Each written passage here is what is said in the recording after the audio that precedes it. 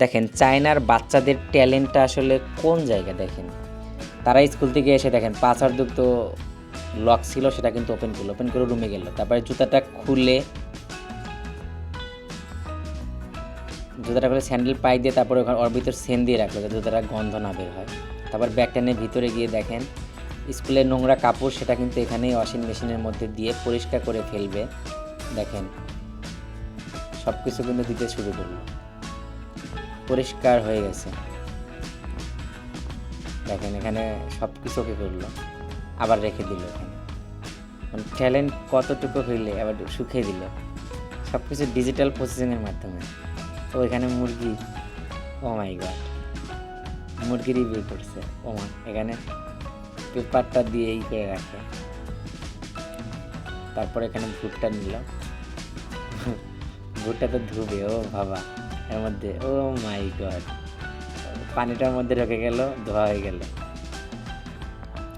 এটার মধ্যে মনে হয় ভাজবে আর কি। তোমার ডিমগুলো লাইন করা, মানে প্রত্যেকটা জিনিস ইউনিক সব কিছু, মানে একটা মানুষের আধুনিকতা। ডালগুলো কি আলাদা আলাদা কী করে সিস্টেম করা আছে, চাপ দিল বের হয়ে গেল, সব ডাল এক জায়গায়, ধোয়া হয়ে গেল।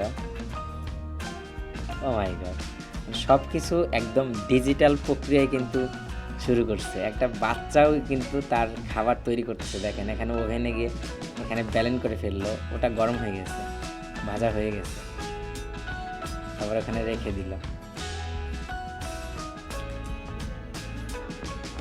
তারপরে দেখেন এখানে কিন্তু ব্যালেন্সটা হয়ে গেছে, তারপরে খাওয়া শুরু করে দিয়েছে। আমরা কি নিজে এসে তৈরি করলো, তারপরে কিন্তু খাওয়া শুরু করে দিল। মানে কি একটা ইউনিক একটা বুদ্ধি। এই বয়সে আমাদের দেশের বাচ্চারা মনে হয় এরকম কখনোই করে না। তারপরে দেখেন সবগুলো আবার নোংরা, সবগুলো ওর মধ্যে রেখে দিয়ে এখানে সবগুলো পরিষ্কার করে দিবে, পরিষ্কার করতেছে, এখানে রেখে দিল। আমার মনে হয় প্রত্যেকটা রাঁধুনি, মানে একটা কিচেনে এইরকম ডিজিটাল প্রযুক্তি থাকা উচিত। পেপার, ও রুলটা হয়ে গেল যে পড়ালেখা শুরু করে দিছে। মানে বাসায় কেউ নেই, উনি একাই সব কিছু করতেছে। এখানে পলি রেখে দেয়, নোংরা সব কিছু রাখবে।